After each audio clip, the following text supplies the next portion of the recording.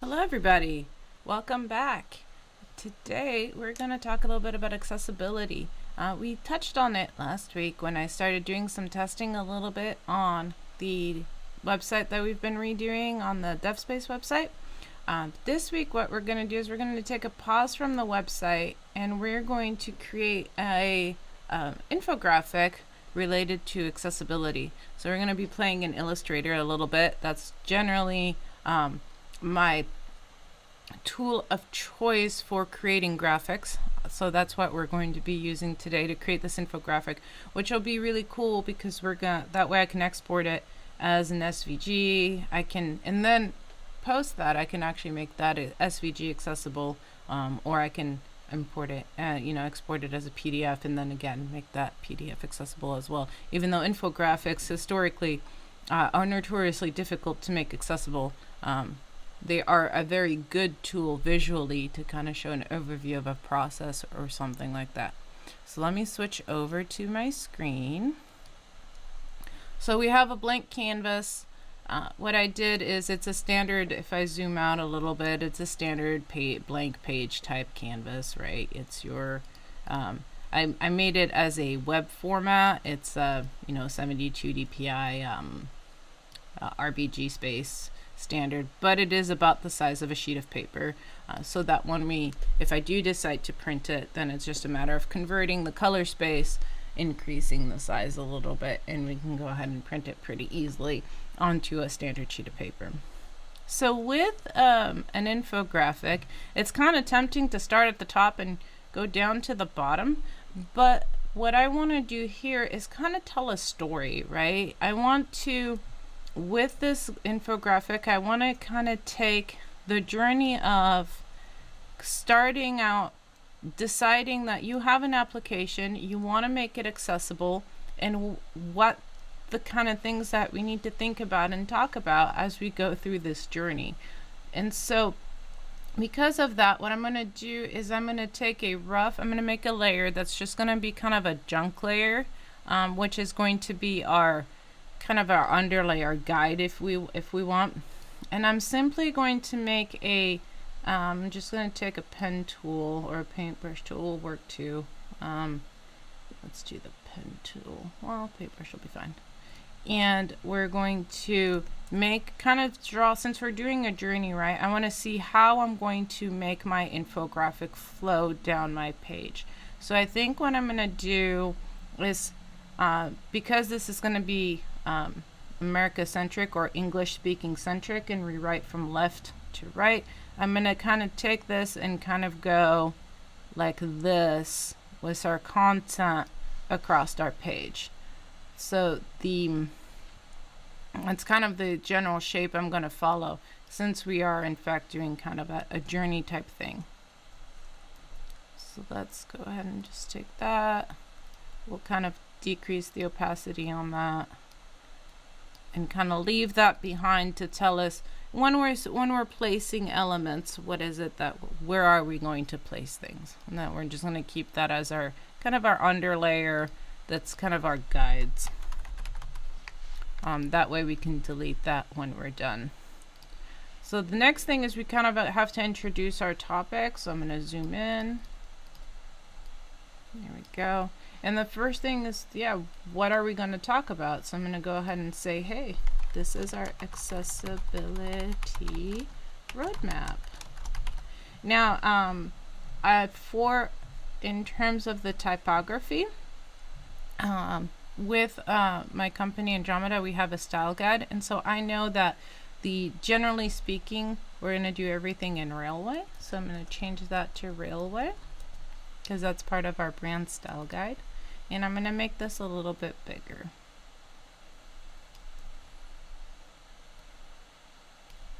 The advantage of Railway is it's got a nice, and if I zoom out, because I want this to work well, at various sizes, this is going to look pretty good. There we go. And then I'm going to go ahead and pick our brand blue, make that our brand blue. And then I'm going to kern it. So to kern it, I go in here and if we go into characters, I can see that I can choose There's a setting. I think I have it on by default. There we go.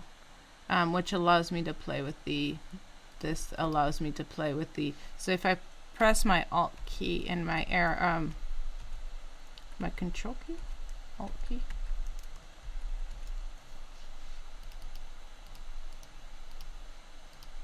should be able to change.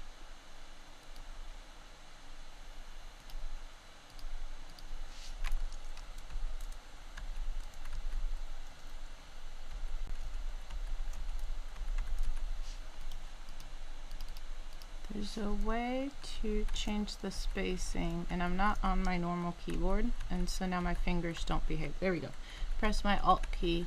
I can go ahead and move the letters so that we can address the kerning. And so the kerning is the amount of space between the letters. So over here, what I'm going to do is I'm going to bring this C a little bit closer to this A, so that what I'm looking for is that the spacing between my letters is equal and feels natural.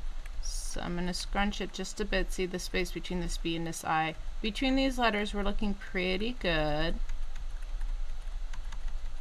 And there's a little bit of science to it, in the sense that if you were to take a cup of sand and dump it between the letters, you should be pouring about the same amount of sand between each letters. So when you have a typeface or a font out of the box, what happens there is that they're calculating, okay, roughly speaking, between any letter, this is what'll look okay. However, obviously letter sizes differ, and so for titles, now I don't do this for large bodies of text, but for titles, for logos, for things that are going to be very, very visible, I will go ahead and manually do some final touch-up that visually, that, you know, a computer may or may not be able to just calculate, because it doesn't necessarily know what letter you're going to put what letter beside as you're typing any given piece of text. So we have our title. So generally, one of the things we need to know in order to know what accessibility is, right? I'm going to lock this layer so I can quit playing with it. Layers, I'm going to lock that layer. Stuff. So that, you know, when I click on it, it doesn't do anything. There we go. Is figuring out what does accessibility mean? So we kind of probably want some form of, like, what are the hindrances, or what does it mean to make us accessible? So I have a couple of graphics that are pre-made, that I've made for other purposes, or for presentations, or for talks. So I'm going to go ahead and grab those. One of them is an ear. Then I'm going to save as in my downloads.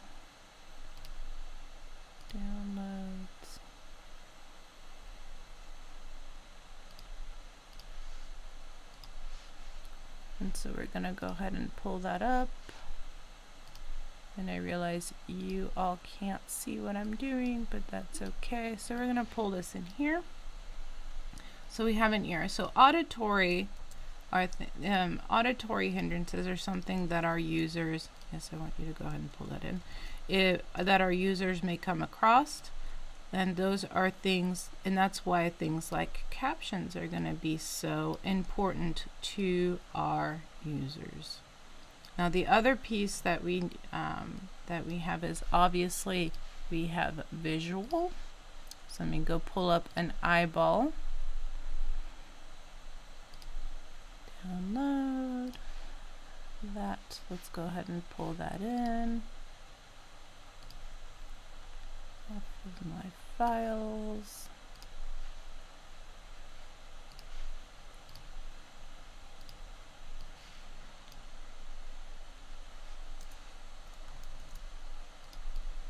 I'm going to copy this eyeball in. And then we'll change some colors and stuff and make it a little bit more interesting, because this is very, very blue. We have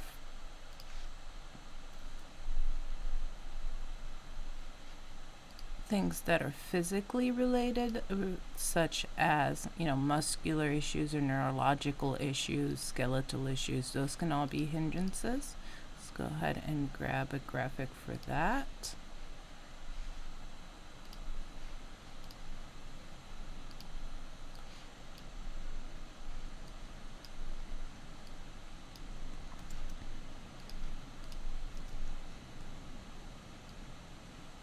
We have neurological in terms of neurodiversity. So let's go ahead and grab something for that. That's the one of the most nebulous one in a lot of ways, because things like visual, you can test that something works on the screen reader. You can test that something just kind of works.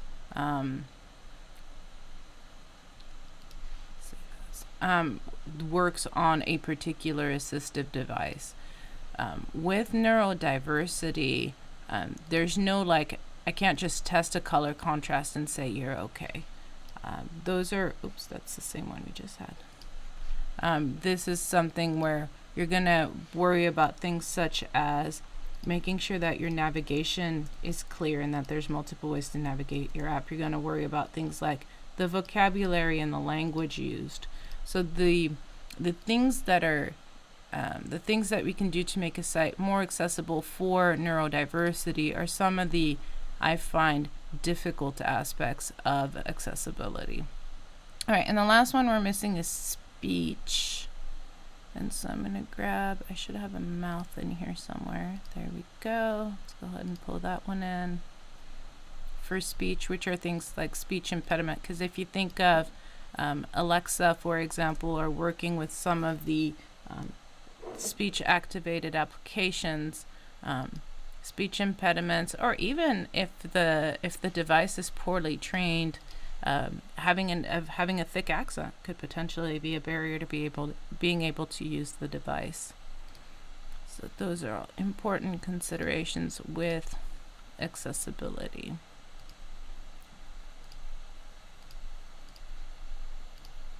There we go. Let's go ahead and pull that in.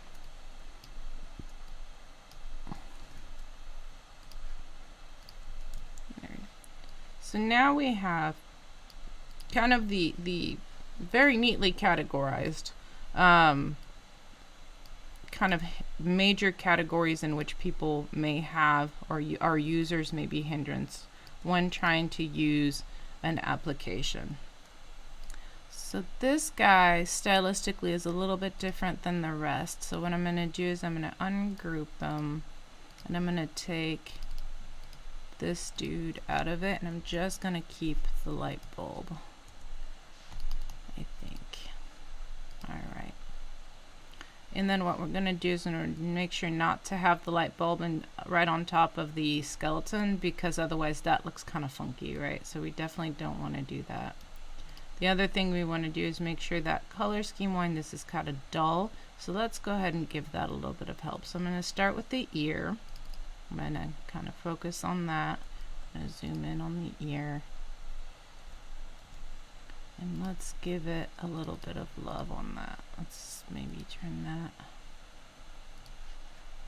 We can keep the blue on that, but just by adding a little bit of color, let's lighten that up a little bit.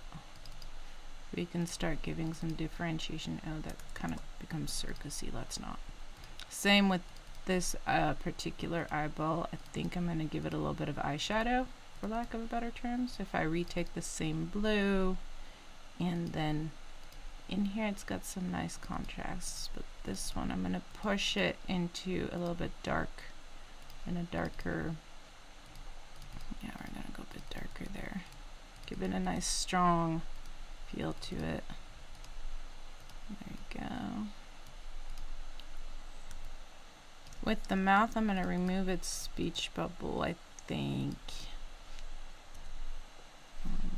Because all of the others are referencing, what it is that where bodily speak, in terms of the body, or what is happening, versus the mouth was referring to an action. So I kind of want to keep that consistency. And then we're going to take this blue, let's see, and we're not going to keep it quite that dark. I'm going to take it A bit darker. Yeah, that's almost brown though. Let's back off with that just a tad. There we go. And we're going to do the underlip the same way. For that, I'm just going to take the color picker. There we go. And now these guys that are the gray, I'm going to take that dark blue again to tie it all in together. That might be a little too harsh. We'll have to see. That's all right. Okay. And this one we're gonna keep, it's got that two-tone going in this one. Now we're gonna adjust sizes, and then we're gonna have to make some arrangement with these, right? We're gonna have to make some sort of putting them together in a sensical format without making it look clownish, because if I'm not careful about how I arrange, I very quickly start building a face, right? If you see this, I locked that layer. Thank you very much, for a reason. So we need to be careful how we arrange this to not end up with a clown face in the middle of our graphic. So I'm gonna adjust some sizes. What is behind this? Oh.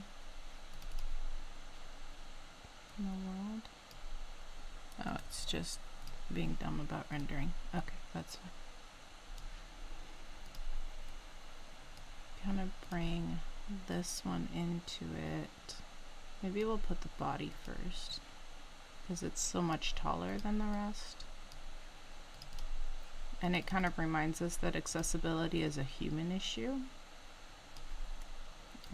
Bring it back in relationship with humans, and not so like, because the end all be all of accessibility is making sure that our users are having the best experience that they can on our sites, right? I'm gonna flip this guy. If I hold down, yeah, there we go. And so if we forget the human aspect of it and simply go for the technical aspect of it, and we just follow the spec, we'll get some results, but you're going to get so much better results if we kind of keep in mind what that human piece to it is. This is very quickly becoming a face again, isn't it? Maybe we line them up. Maybe we just make a row of them, because any other arrangement that I am coming up with is making it look like a face, which is definitely not what I'm going for.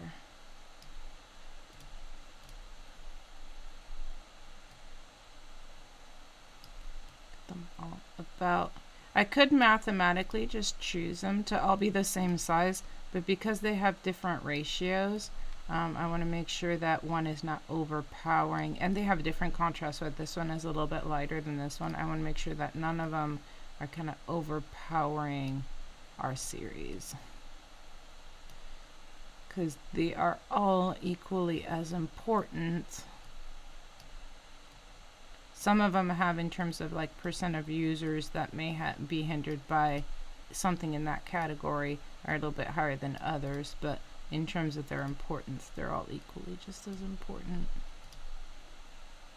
And I mean, most users are gonna fall under multiples of these categories. We've made them nice and clean and separated because that makes it easier to talk about, but most users are not going to be that easily put into a box, right? Humans just don't box up that way.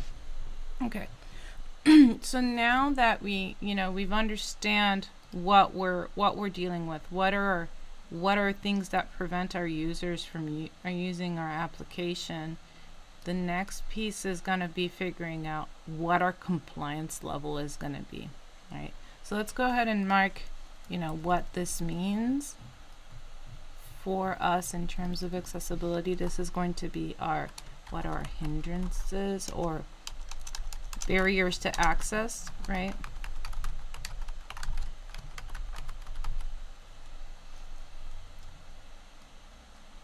Make it a little bit smaller than our initial title. And we can actually come plop it right here. There we go. And so it looks nice and unified. So we have our barriers to access, which takes us to our standards. So our standards for they can be legal for accessibility. They can be legal, or they can be essentially practical, right? So we have I'm strictly going to stay with the WCAG standard by the W3 because those are a lot more universal than legal, which would apply to only a specific country. So we're going to stick with our WCAG standard, and because I'm making this very web focused, right? So we have WCAG.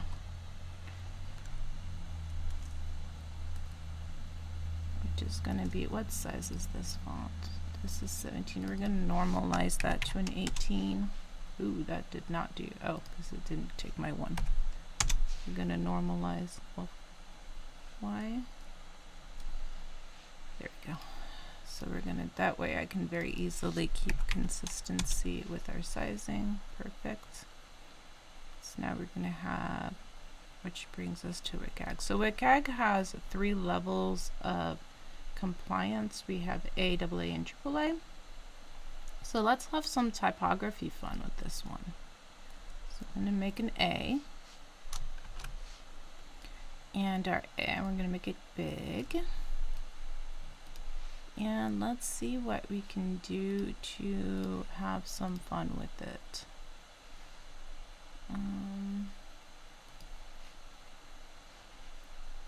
Let's see, object. Let's see, because I believe, for lack of a better term, I believe we can do something kind of word arty with this. So let's see if we can't figure out how to do that. Haven't done this in forever. Nope, not that.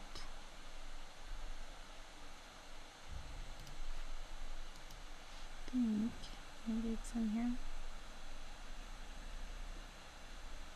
These font sizes, no. Nope. Well, we can definitely play with our color. And this is one where maybe I'm going to use a different typeface for something a little bit more fun. There we go. I'm going to use Rochester A. We have A. And with our colors, what I'm going to do is I'm going to kind of go from one color, like kind of very gradient-y, because this is not very readable. We're not going to do that. We're going to go back to Railway. This is important enough. I want it to be really readable. We have A, AA, and AAA, and they build on each other. So what I want to do with that is I want to make sure that from a color perspective, like we show that there's, even though, I mean, it's, the user may or may not notice, but that they build on each other. So if I start here with my light, with my blue, and I come back and take it down to something a little bit lighter, and then I take this one and I take it up a notch, and this one is just going to go for the darkest blue. We can see that gradation in terms of our color. This could use a little bit more contrast on our gradation. There we go. And so now we can set that we have our 3 options, A, AA, and AAA. And we're still following our curve, right? So if I zoom out for our path to accessibility, and once we have our elements and we have our story told, sure, we'll move things around, right? I'm just kind of getting a feel for our space a little bit.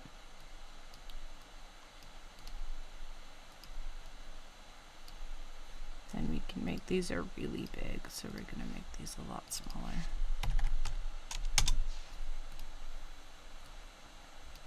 This is where zooming out kind of helps, because it gives you an idea of, you know, comparative to your other pieces, especially when working on a big piece.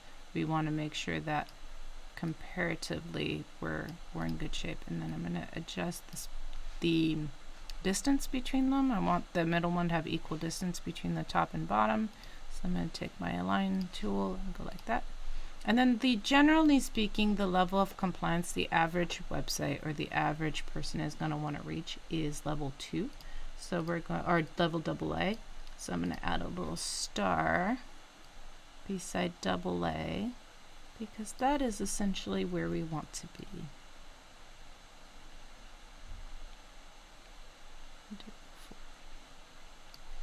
This is where I'm going to zoom in. I'm going to rotate it so that the A kind of fits. See the angle of the A? I'm going to zoom in some more.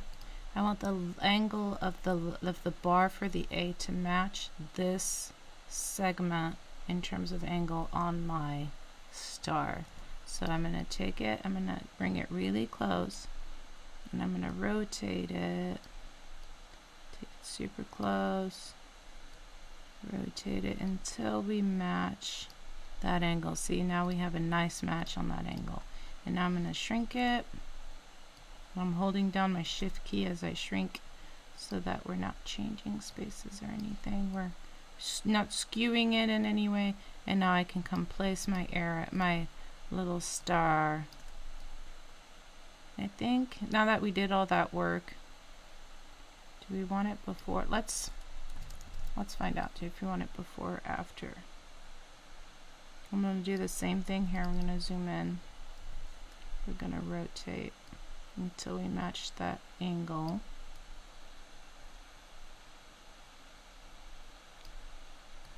How are we doing it? Yeah, we're looking pretty good.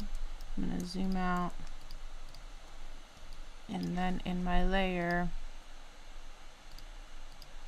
I'm going to hide one. I'm going to hide them and see which one do we like best.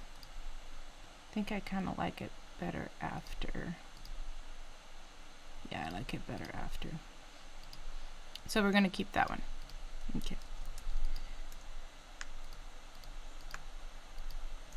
And so now with our, let's give a little bit more something or pizzazz to this, because to kind of show that it's a progression, or that these are all related pieces, because it's just letters at that particular point in time. So we're gonna make kind of a sun, since you know Andromeda has a very space-centric theme in their brand. We're gonna do the sun behind it, and then we're gonna do our kind of our sub asteroids, if we will, or planets to go with it. So we have A. And this one we're not going to do blue, and we may back off of that yellow a little bit. I just took our raw yellow from our palette, but we may soften that up if I take this one for starters. Maybe even soften that up just a little bit more. There we go. And then we have, I'm going to bring this one backwards underneath our A, and same, we're definitely wanting to change that to something a lot more neutral. And I think I'm just going to use a gray, just a plain simple gray with no real shading in it. There we go. Yep, A. And we're going to take these two and we're going to line them up. There we go. And then we're going to take our double A. Now our double A is going to be a little bit harder to fit because it's got everything and the star, right?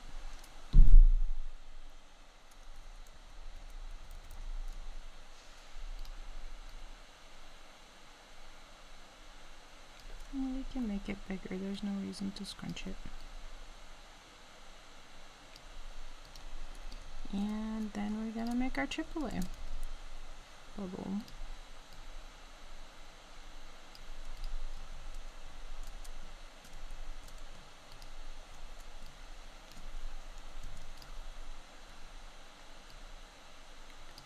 gonna shove it back.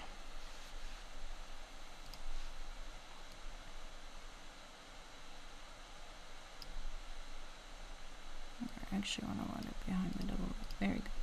And so now with these two, right, we've got some overlap. So what we probably want to do with the overlap is do a little bit of shading, so that it's very obvious that this is one and this is one, because right now they kind of get lost into one item. So what we want to do here is I'm going to take, to create kind of the illusion of depth, I'm going to take this, I'm going to give it, to kind of give it that, don't like using a whole lot of black, it flattens things a lot. Give that an opacity of like something very, very light, like 4. But it's just enough that if I place this, if I take that circle, take layers, and I want to put it right here. Nope. Goes here. This one is whom? This one needs to go on the bottom. Let's start with that. This is our darker one. That is our A. This one is, that's double A. Light. And this one is our that's triple A. Cool. And so this one needs to come right underneath here. And we need to boost it just a little bit. We're going to move it just under, and we're going to give it, when did it lose its opacity? There we go. 16. We can go more.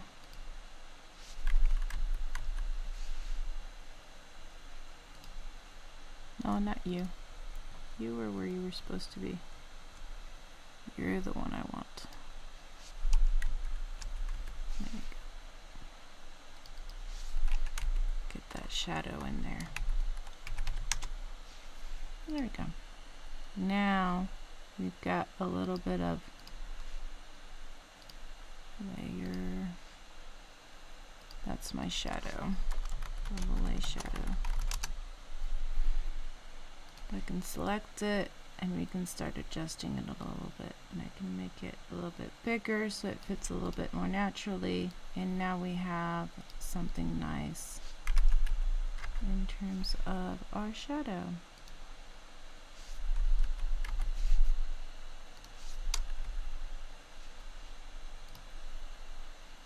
I think we can go even a little bit bigger on our shadow.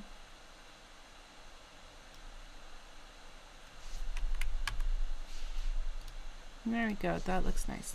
Now this one kind of needs to move just a little bit out of the way because that A is being hindered by our shadow. We do want that to stay nice and readable. And now we can take these two, or this whole group of things, and come and bring it.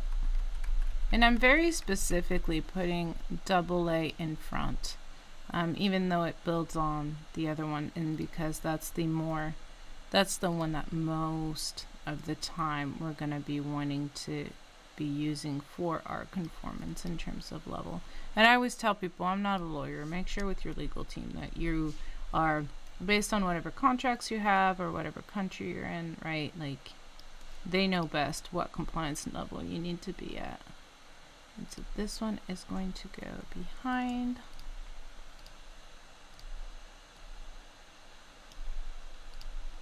And so now we should be seeing the shadow as well. Where's that one at? Yeah, we should be. It should be overlapping. It is. So why is it not giving me quite the effect I'm expecting?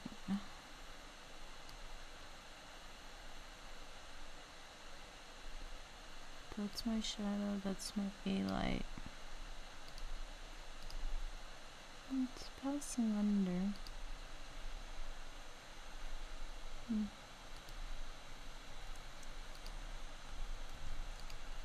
These are the same color. Oh, it's got a gradient to it. How did it end up with a gradient? I don't want a gradient on it. That's why it's being funky. Well, let's change that gradient. We're going to take that gradient, we're going to change it to having an extra black over here. You need to have an extra black over here. There we go, that looks nice. Now we're starting to look like something. It doesn't need to be super large or super pronounced. There we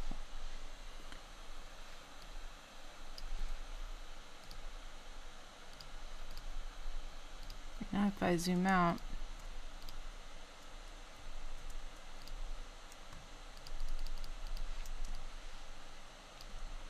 we've started having something that looks like something. So the other thing I'm going to do is, instead of having just a plain gray on this one, I'm going to give it a little bit more color. So we're going to give it like a light blue, but much lighter than that, so that it pops a little bit, still lighter than that, but and is different from the gray, but we don't want it like completely overpowering the two. So there we go. And now let's go ahead and make some arrows. So to make my arrows, I'm going to use the pen tool, and then that way I can make some easy lines, and then I will go back and clean them up and make the SVG line a lot cleaner. So I'm going to use the pencil tool, and I'm going to go boop. And I don't really need to make the end even, because I can do that via the path tool. And so now I have the curve I'm kind of looking for. I can clean it up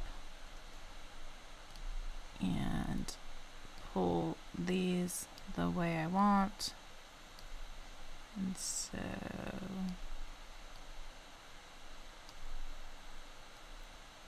adjust my line. We're going to give a color to our line. Wrong color. And then in our stroke, I'm going to give it an arrowhead. There we go. So now we have SWGCAG as A, and it has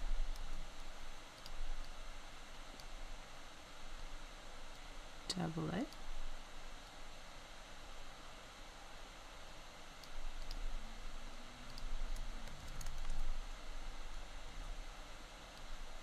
And it has triple A.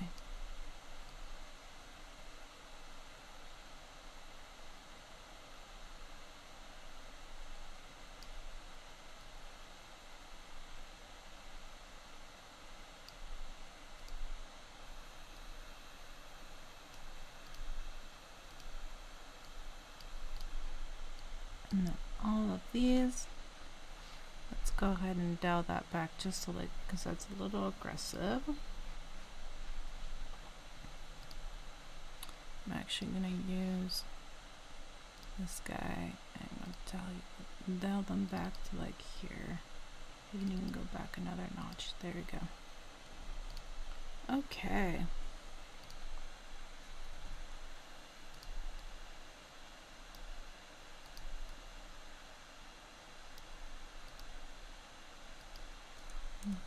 Maybe not.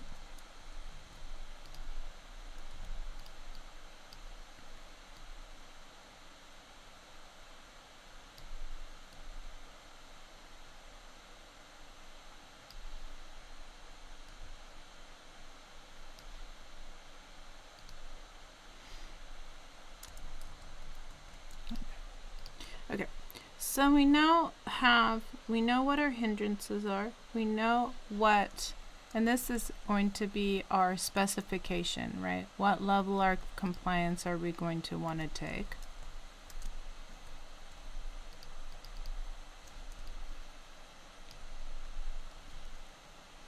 So I'm going to give that a little bit of a title as well.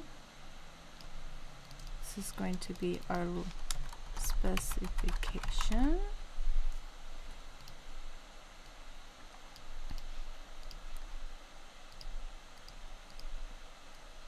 And I'm going to save my progress because that sounds like a good idea at this particular juncture, because we have a nice start.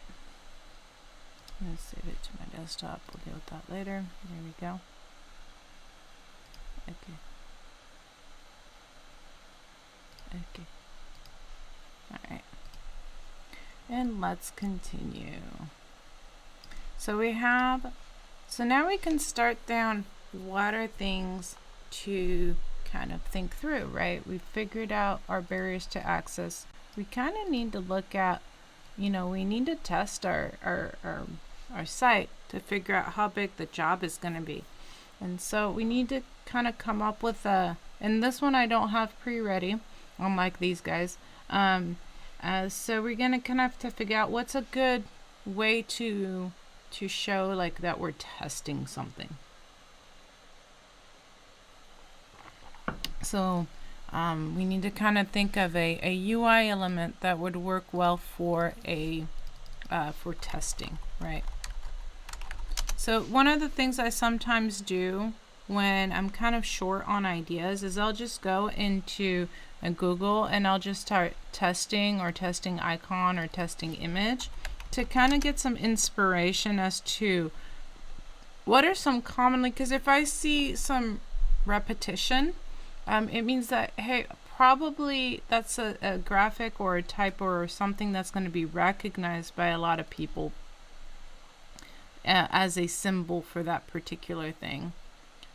So we obviously got the science theme going on.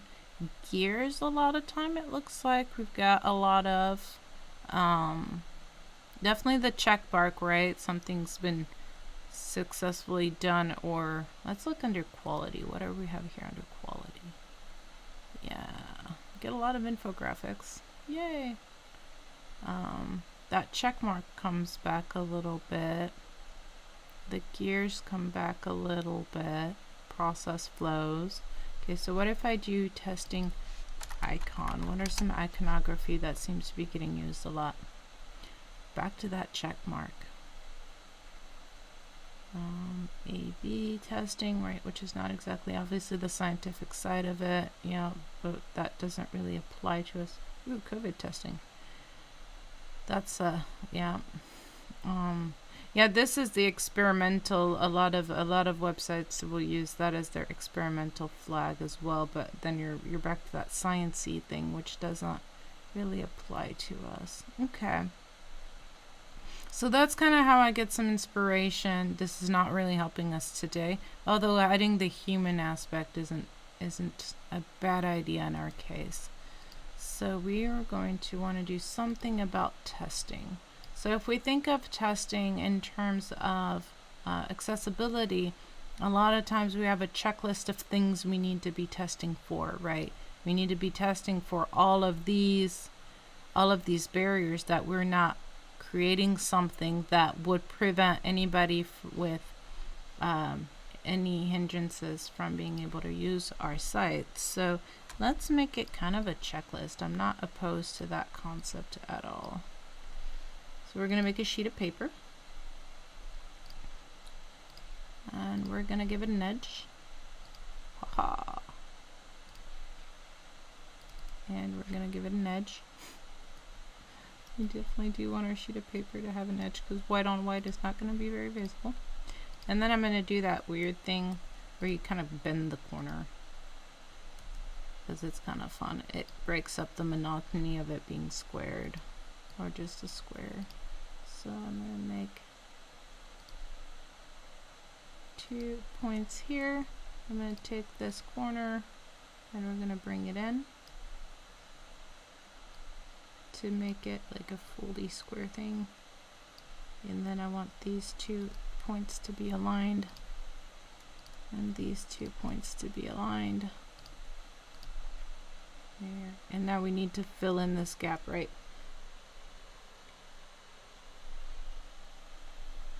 I was about to sneeze. There it goes. Okay. And so we're going to add a little square here. That way we can give that some color. And so this one I'm going to inverse.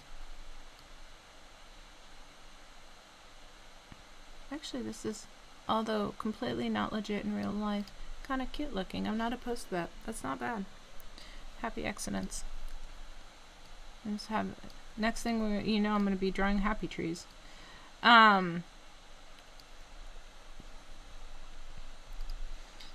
So, oh, thank you. Thank you, 20. And now what we're going to do is we're going to put some test cases. We're going to make things that we need to check. So we are going to add a box, add another box.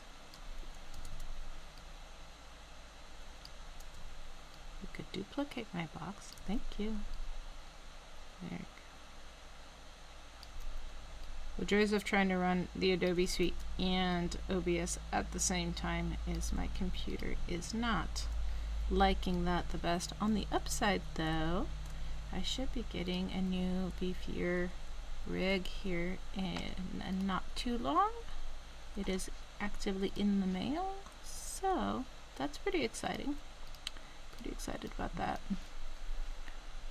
Because my computer is getting up there in age, and the last thing I want to do is emergency replace it if it decides to poop out on me. Okay, so we have our check boxes. Let's go ahead and check at least 1 or 2 of them, right? Because even if you've never, even if you've never done any accessibility whatsoever on an application, I mean, you're not going to be accessible, but you will have some things that are inevitably done right? I have never seen an application where absolutely everything was done wrong, ever. Now, if it's kind of like security, right? It doesn't happen by accident. So if it's something that hasn't been given an effort to, there will be some issues, but I've never seen anybody that had done absolutely everything wrong. That's not a challenge, by the way. To whoever's out there listening going, ooh, it's like, no, that's not a challenge.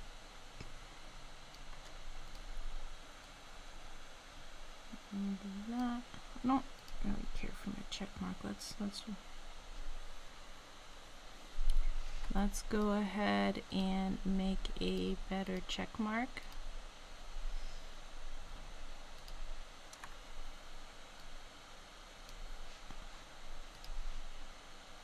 Let's give it a pointy end.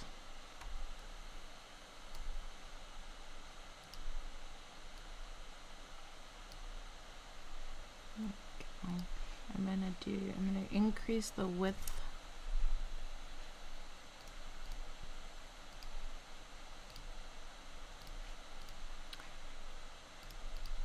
No, increase the width.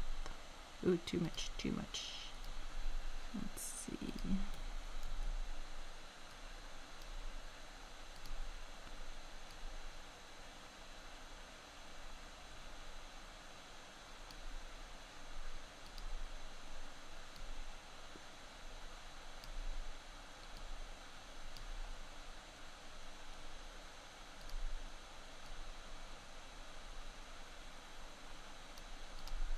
There we go, that's nicer.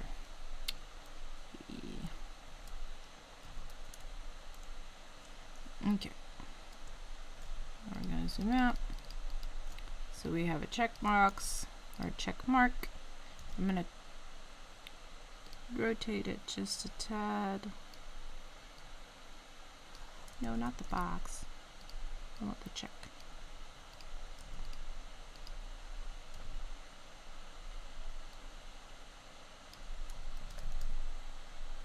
So So let's say we get these two right, but we do not have the rest. So we're going to make some X's for the no-goes.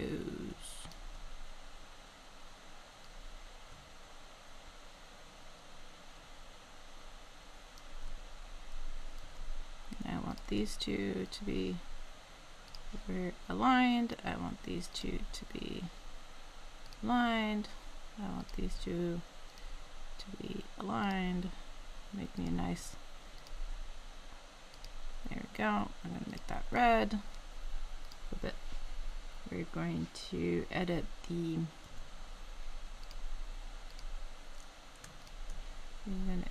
stroke. We're going to make it curved on the end of my strokes. And then I'm going to make this a compound path. That way it stays together as one nice thing. No, apparently we're not going to make it a compound path because then it does stupid things. Okay. And I'm going to say that that didn't work. We're just going to make it a group. That didn't work. And that didn't work. And now we need to kind of simulate text. And so to go ahead and simulate text, we're going to make it the same height as our, what's the height of our box? The height of our box is some very random number. But we're going to go ahead and take that very random number, because leave it to me not to normalize anything. And we're going to align it. Remove our border to give that simulation of there being text there. So what I'm going to do is I'm actually going to half it, maybe. Yeah, I think we're going to make it smaller because otherwise it's just a little bit visually overwhelming to have it all the way the same height as the checkbox. Maybe. Yeah.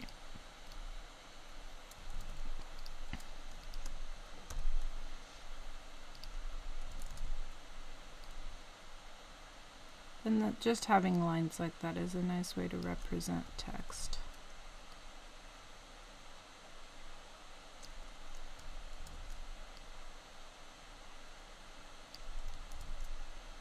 Okay. And now I'm going to align everybody left to right because, you know, some semblance of something. There you go. We're going to give this one something different because it has nothing to do with our checkboxes. It was just there decoratively. There you go. And so now we have ourselves a checkbox. I'm going to group it, or a checklist. So we're going to group it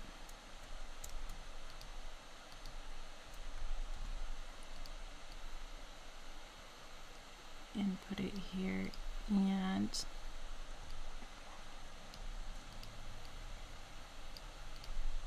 we can kind of simulate. Let's go ahead and create a web page. And I think, let me check, I may already have a web page drawn up somewhere. Let me check my, I do have a web page. Let's go ahead and grab that.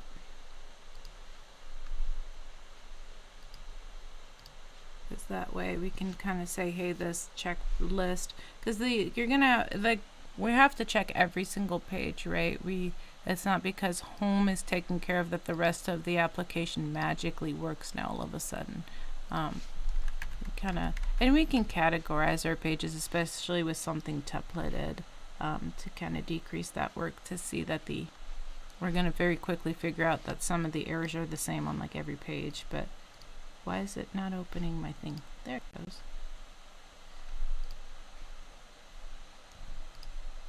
Delete that.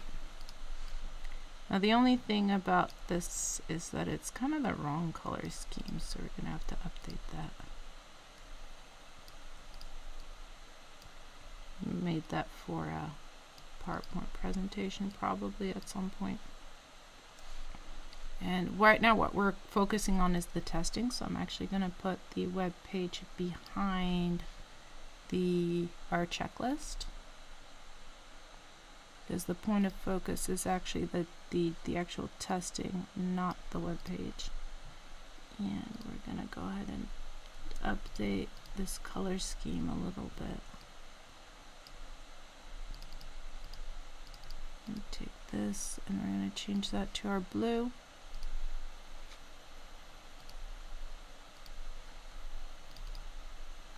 Yeah, much better just by doing that. And then this is no longer really visible.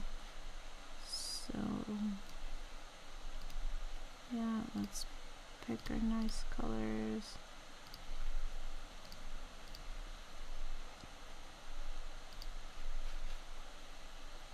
Go for our brown colors. Give me my red. There we go. And give me my green. Alright. And now these.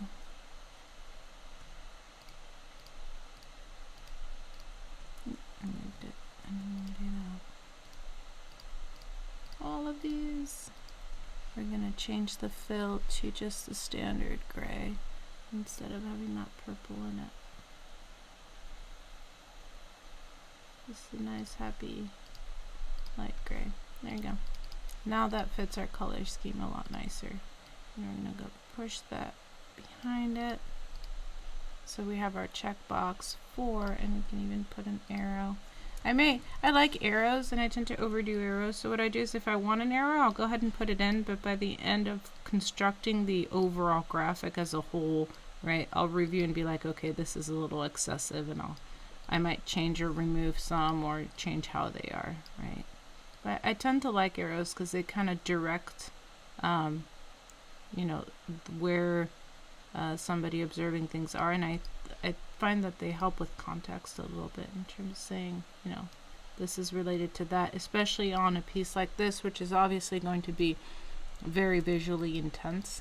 It helps kind of group things a little bit. Alright, so we have we're going down our journey. We've got some ratio issues. We've gone, you know, we're a little bit little and we're getting bigger and bigger, so we're gonna have to fix that. I'm not going to fix that right this second because I'm more worried about getting what is it that we're trying to say in there first, and then I will finish up the general composition of the piece in terms of adjusting size, or maybe this needs to go a little bit more to the left or a little bit more to the right, or this is overpowering and needs to be pulled back. Those are things I'll look at a little bit more towards the end with the general composition of the piece. So we're at a good stopping point. I hope you've enjoyed kind of looking at the process of how I go about making these. So I hope you all have a wonderful, wonderful rest of your week, and we'll see you again same place, same time next week. Have a great weekend.